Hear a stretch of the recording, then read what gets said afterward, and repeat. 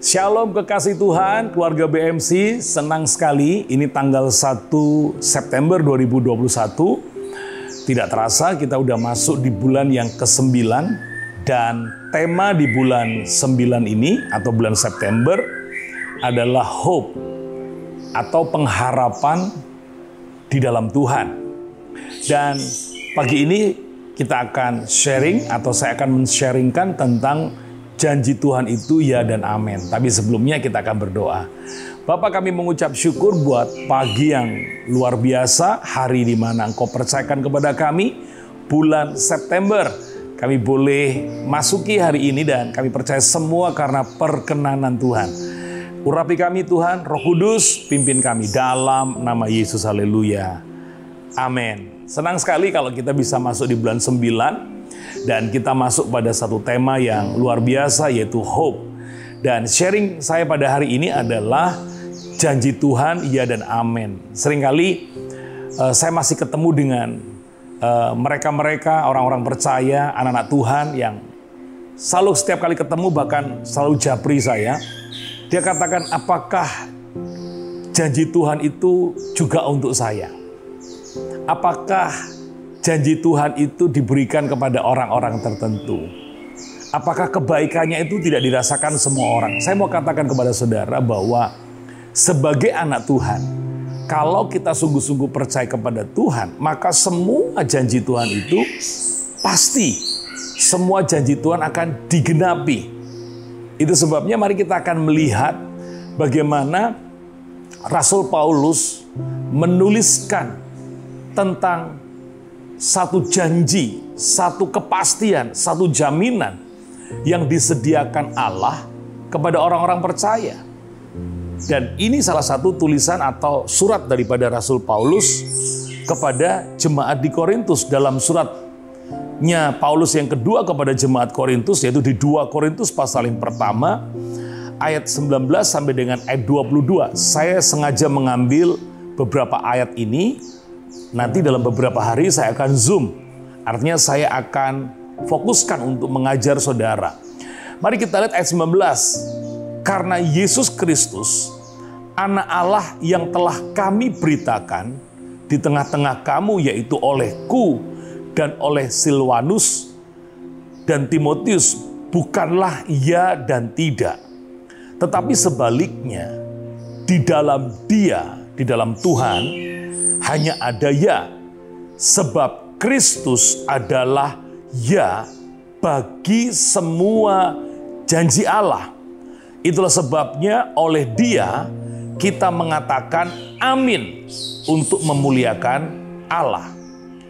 Sebab Dia yang telah meneguhkan kami bersama-sama dengan kamu di dalam Kristus adalah Allah yang telah mengurapi dan mematraikan tanda miliknya atas kita, dan yang memberikan Roh Kudus di dalam hati kita sebagai jaminan dari semua yang telah disediakan untuk kita.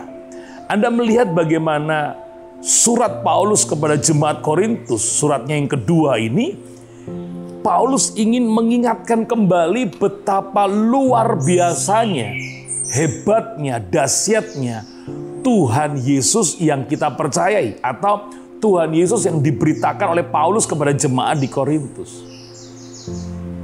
Kita tidak lagi perlu ragukan Tuhan dalam hidup ini. Ya, beberapa waktu lalu saya ditelepon oleh seorang jemaat yang mengatakan bahwa saya bersyukur saya boleh mengerti kebenaran firman Tuhan. Seperti yang Pak Filipus katakan beberapa waktu lalu, dia katakan demikian di teleponnya, bahwa ada bagian yang Allah kerjakan, ada bagian yang kita kerjakan. Memang pada waktu itu saya pernah berbicara kepada dia di rumahnya, karena dia tinggal bukan di Surabaya. Saya sampaikan kepada dia, Pak, jangan khawatir. Lakukan saja bagianmu. Bagian yang mampu kamu lakukan. Nanti bagian yang tidak mampu kamu lakukan, biarlah Tuhan yang mengerjakannya. Dalam pembicaraan pada waktu itu, saya mengatakan kepada dia, apa sih bagiannya Tuhan?